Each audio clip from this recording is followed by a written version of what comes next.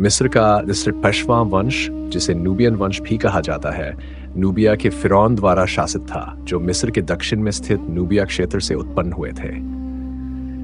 ये वंश लगभग 6 ईसा पूर्व में पीए द्वारा स्थापित हुआ, जिन्होंने वंश की नींव रखी और मिस्र में अपनी शक्ति को मजबूत किया। इस वंश के शासनकाल के दौरान मिस्र एक समृद्धि के दौर से गुजरा, जिसमें प्राचीन काल की सांस्कृतिक और धार्मिक धरोहरों को पुनर्निर्मित किया गया, जैसे कि मंदिरों और धार्मिक संरचनाओं का पुनर्निर्माण और प्रशासनिक व्यवस्था का समुचित संचालन। हालांकि 7वीं सदी ईसा पूर्व में नूबियन वंश को एक मजबूत प्रतिद्वंदी का सामना करना पड़ा, असीरिया साम्राज्य। असीरिया एक शक्तिशाली सैन्य साम्राज्य राजा टिग्लत-पिलेसर III और बाद में सरगोन II के नेतृत्व में ने अपना प्रभाव लेवेंट क्षेत्र और मिस्र तक बढ़ाया। लगभग 750 ईसा पूर्व असीरिया ने मिस्र पर आक्रमण करने के लिए एक बड़े सैन्य अभियान का संचालन किया। हालांकि नूबियन वंश ने प्रतिरोध करने की कोशिश की, लेकिन असीरिया की सैन्य साजो सामान और युद्ध रणनीतियां नूबियन वंश को पराजित करने में सक्षम रही। नूबियन वंश के पतन के साथ मिस्र असीरिया के अधीन आ गया और असीरिया साम्राज्य का उपनिवेश बन गया। असीरिया ने न केवल मिस्र की भूमि पर कब्जा किया, बल्कि उसने महत्वपूर्ण संसाधनों जैसे तांबा, सोना और व्यापार मार्गों को भी नियंत्रित किया। ये मिस्र के इतिहास में एक शानदार युग के अंत का प्रतीक था और एक अंधेरे दौर की शुरुआत हुई, जब शक्ति विदेशी साम्राज्यों के हाथों में चली गई। जब मिस्र असीरिया साम्राज्य के हाथों गिर गया, तो ये देश आक्रमणकारियों और विदेशी शक्तियों द्वारा शासित हुआ। हालांकि इस अंधकारमय काल के भीतर स्थानीय शासकों के लिए एक अवसर खुला और पसामेटिक आय उन लोगों में से एक थे जिन्होंने उस अवसर का उपयोग करके मिस्र की शक्ति को फिर से स्थापित किया। पसामेटिक आय, जो सैस नाइल नदी के मैदान में स्थित एक शहर क्षेत्र के शासक थे, टहती-शार्जमें वंश के आखिरी शासकों के वंशज थे। हालांकि नूबियन वंश का पतन हो चुका था, पसामेटिक ने असीरिया के नियंत्रण के आगे समर्पण नहीं किया।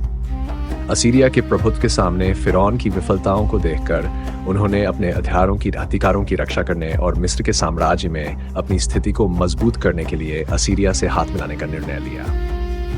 ईसा पूर्व 664 में पसामेटिक आय को असीरिया के राजा अशुरबानिपल द्वारा मिस्र का शासक स्वीकार किया गया और उन्हें मिस्र गवर्नर नियुक्त किया गया। हालांकि यह केवल एक अस्थायी कदम था। पसामेटिक आय ने असीरिया के साथ अपने रिश्तों में दोहरा खेल खेलना शुरू किया, जबकि उसने चुपचाप मिस्र में अपनी सैन्य शक्ति और आधार को मजबूत किया। उन्होंने विभिन्न जनजातियों और स्थानीय शासकों से गठबंधन किया और सैस क्षेत्र में अपनी सत्ता को मजबूत किया। जब समय आया, पसामेटिक आय ने असीरिया के खिलाफ उठ खड़ा होने का निर्णय लिया। उन्होंने चालाकी से राजनीतिक और सैन्य कदम उठाए, जिससे वह धीरे धीरे मिस्र की स्वतंत्रता को पुनः प्राप्त कर सके, देश के भीतर के विरोधियों को हराया और इसके बाद सेशवेम वंश की स्थापना की, जो मिस्र की शक्ति की पुनः बहाली का प्रतीक था। जब पसामेटिक आय ने आधिकारिक रूप से सिंहासन पर चढ़ा और बसिस्वेम वंश की स्थापना की, तो मिस्र ने न केवल सैन्य दृष्टि से बल्कि आर्थिक और सांस्कृतिक दृष्टि से भी एक मजबूत पुनर्निर्माण का दौर शुरू किया। उनके नेतृत्व में मिस्र ने धीरे धीरे अपनी स्वतंत्रता को फिर से प्राप्त किया और उन मूल्यों को पुनर्स्थापित किया जिन्हें कब्जे के वर्षों में नुकसान हुआ था। पसामेटिक आय को ये अच्छी तरह से समझ था कि मिस्र की शीर्षती और स्वतंत्रता को पुनर्स्थापित करने के लिए उन्हें महत्वपूर्ण सुधार करने होंगे और हर क्षेत्र में अपनी ताकत को मजबूत करना होगा। पसामेटिक आय के पुनर्निर्माण प्रक्रिया का एक महत्वपूर्ण पहलू व्यापार और कूटनीति का विकास था। उन्होंने भूमध्य सागर और मध्य पूर्व के प्रमुख सभ्यताओं के साथ व्यापारिक संबंधों को फिर से स्थापित किया, जिसमें ग्रीक, फोनीशिया और लिडियन व्यापारी शामिल थे। व्यापारिक नीतियों में लचीलापन और रणनीतिक गठबंधनों ने मिस्र को वित्तीय रूप से पुनः स्थापित करने में मदद की, जिससे उसकी अर्थव्यवस्था और सेना को बनाए रखने के लिए आवश्यक संसाधन जुटाए गए। इसके साथ ही पसामेटिक आय ने मिस्र की सेना को भी मजबूती से खड़ा किया, विशेष रूप से विदेशी देशों से भाड़े के सैनिकों की भर्ती की, जैसे कि ग्रीक सैनिक। इन सैन्य बलों ने उन्हें देश में स्थिरता बनाए रखने और बाहरी खतरों, विशेष रूप से असीरिया से अपनी सीमाओं की रक्षा करने में मदद की।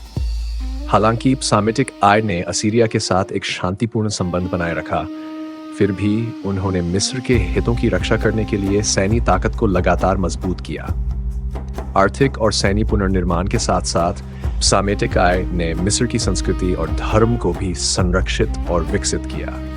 उन्होंने प्राचीन मंदिरों का पुनर्निर्माण किया और धार्मिक अनुष्ठानों को फिर से स्थापित किया, जिससे मिस्रवासियों का अपने सांस्कृतिक धरोहर में विश्वास मजबूत हुआ।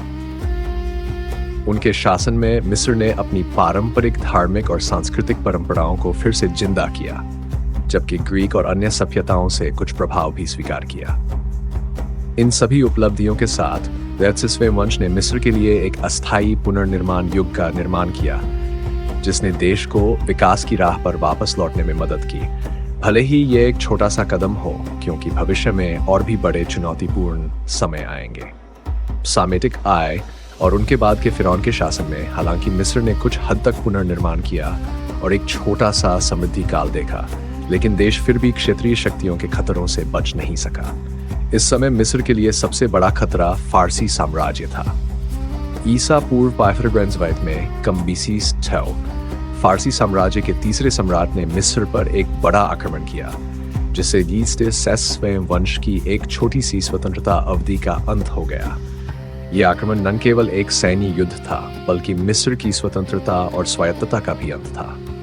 कम्बिसीस ठेओ ने एक शक्तिशाली सेना का नेतृत्व किया, जो आधुनिक हथियारों से सुसज्जित थी और एशिया और यूरोप में युद्धों का अनुभव रखती थी। हालांकि सामेटिक त्रेय, सामेटिक अन के पुत्र के नेतृत्व में मिस्र की सेना ने फारसी सेना का विरोध करने की कोशिश की, लेकिन सैन्य शक्ति में अंतर बहुत बड़ा था। मिस्र की सेना फारसी सेना का मुकाबला नहीं कर सकी और 535 ईसा पूर्व में पेलेसियम की निर्णायक लड़ाई के बाद मिस्र की सेना पूरी तरह से पराजित हो गई। इस विजय के साथ कम्बिसीस ठेओ ने मिस्र पर आक्रमण किया और राजधानी मेम्फिस पर कब्जा कर लिया, जिससे ह्यत्सिस्वे वंश का अंत हो गया। मिस्र पर कब्जा करने के बाद कम्बिसीस ठेओ ने देश पर नियंत्रण स्थापित करने के लिए कई कदम उठाए। उन्होंने कड़ा शासकीय नियंत्रण लागू किया, प्रशासनिक संरचना में बदलाव किया और मिस्र को फारसी साम्राज्य में समाहित करने की कोशिश की। मिस्र के धार्मिक और सांस्कृतिक प्रणाली पर भी गहरा असर पड़ा, क्योंकि कम्बिसीस ठेओ ने फारसी मान्यताओं और रिवाजों को मिस्रवासियों पर थोपने की कोशिश की। फारसी साम्राज्य के सामने मिस्र की हार न केवल देश के लिए एक बड़ा आघात था, बल्कि यह एक स्थानीय वंश का अंत भी था, जिसने विदेशी शक्तियों के शासन का मार्ग खोला और मिस्र की सभ्यता के कमजोर पड़ने का संकेत दिया। ईसा पूर्व 525 में फारसी साम्राज्य के आक्रमण और मिस्र का फारसी साम्राज्य का हिस्सा बनने से ह्यत्सिस्वे वंश का अंत हुआ और फिरौन के शासन का एक लंबा युग समाप्त हो गया। हालांकि मिस्र इतिहास से विलीन नहीं हुआ, बल्कि यह प्राचीन दुनिया के इतिहास में एक महत्वपूर्ण हिस्सा बना रहा, विशेष रूप से जब अलेक्जेंडर महान के नेतृत्व में ग्रीक साम्राज्य ने इस क्षेत्र पर आक्रमण किया। ईसा पूर्व 330 AD में मसेडोनिया के महान सम्राट अलेक्जेंडर ने मिस्र में प्रवेश किया और फारसी सेना को आसानी से पराजित कर दिया, जिससे मिस्र के लिए एक नए युग की शुरुआत हुई। मिस्रवासियों ने अलेक्जेंडर को एक उद्धारकर्ता के रूप में स्वागत किया, क्योंकि उन्होंने फारसी साम्राज्य के अत्याचारों को समाप्त किया। मिस्र पर कब्जा करने के बाद अलेक्जेंडर ने न केवल मिस्र पर नियंत्रण फिर से स्थापित किया, बल्कि उसने देश की प्राचीन सभ्यता को भी पुनः स्थापित किया। अलेक्जेंडर का एक प्रमुख कदम था 337 ईसा पूर्व में अलेक्जेंड्रिया शहर की स्थापना, जो प्राचीन दुनिया के सबसे प्रसिद्ध शहरों में से एक बन गया। और यहाँ की अलेक्जेंड्रिया पुस्तकालय ने उस समय का सबसे बड़ा शैक्षिक केंद्र बनकर दुनिया भर के ज्ञान का संग्रह किया। यह शहर मिस्र और ग्रीस की संस्कृति के मिलन का प्रतीक बन गया और अलेक्जेंडर के द्वारा स्थापित हेलेनिस्टिक युग के लिए एक केंद्र बना। अलेक्जेंडर की मृत्यु के बाद 333 ईसा पूर्व उनके साम्राज्य को उनके एकमात्र पुत्र, जो कभी भी पर्याप्त रूप से बड़ा नहीं हुआ था, द्वारा उत्तराधिकारी नहीं किया गया, जिसके परिणाम स्वरूप उनके साम्राज्य का विभाजन उनके नरहन, उनके जनरलों के बीच हुआ। टोलमी, जो अलेक्जेंडर के एक जनरल थे, ने मिस्र पर कब्जा किया और 335 ईसा पूर्व में टोलमाइक वंश की स्थापना की। टोलमाइक वंश लगभग 63 वर्षों तक चला और मिस्र पर शासन करता रहा, जब तक क्लियोपेट्रा साइड्स की मृत्यु नहीं हो गई और 30 ईसा पूर्व में मिस्र रोम साम्राज्य में विलय नहीं हो गया। टोलमाइक वंश ने अलेक्जेंड्रिया शहर को एक सांस्कृतिक, व्यापारिक और शैक्षिक केंद्र के रूप में विकसित किया। हालांकि इस वंश के शासकों ने मिस्र की प्राचीन परंपराओं का सम्मान करते हुए ग्रीक संस्कृति और राजनीति के प्रभाव में मिस्र को शासित किया। टोलमाइक फिरौन, हालांकि वे मिस्र के फिरौन के रूप में जाने जाते थे, लेकिन उन्होंने ग्रीक तरीके से शासन किया, ग्रीक भाषा को प्रमुख भाषा के रूप में अपनाया और ग्रीक रीति रिवाजों और कानूनों को लागू किया। अंततः क्लियोपेट्रा सेट्स की मृत्यु के साथ और मिस्र के रोम साम्राज्य में विलय के बाद प्राचीन मिस्र की सभ्यता का अंत हो गया। फिर भी मिस्र की संस्कृति और ग्रीक सभ्यता के बीच का मिलन मानव इतिहास पर गहरा प्रभाव छोड़ गया और यह प्रभाव आज भी दुनिया की सांस्कृतिक धरोहर में देखा जाता है।